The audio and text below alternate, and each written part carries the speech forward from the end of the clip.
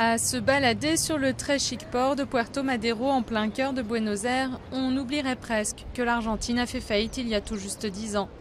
La crise avait plongé la moitié de la population dans la pauvreté, l'obligeant à recourir au système D.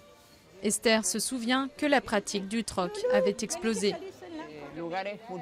On organisait le troc dans des endroits beaucoup plus grands qu'ici. Les gens faisaient la queue jusque dans la rue. On pouvait obtenir absolument tout. De la nourriture, un lit ou même une voiture. Ou encore de la main-d'œuvre, un artisan peintre, un électricien. Absolument tout grâce à un système de crédit.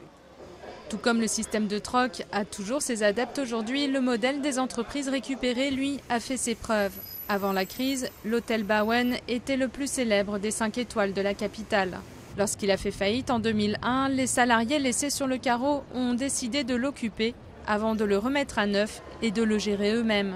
C'est désormais une affaire qui marche. Aujourd'hui, il emploie 160 personnes et toutes sont sur un même pied d'égalité. Ici, personne ne donne d'ordre à qui que ce soit. Nous sommes tous associés. Chacun travaille consciencieusement car on sait que cet hôtel est à nous.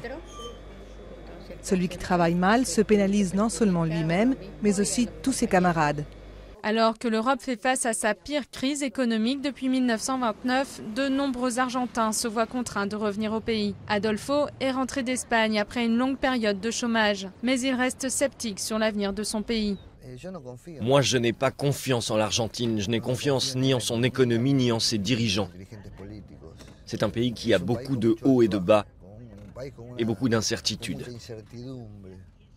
Malgré sa formidable récupération économique, l'Argentine reste fragile. La pauvreté touche encore aujourd'hui près de 40% de la population.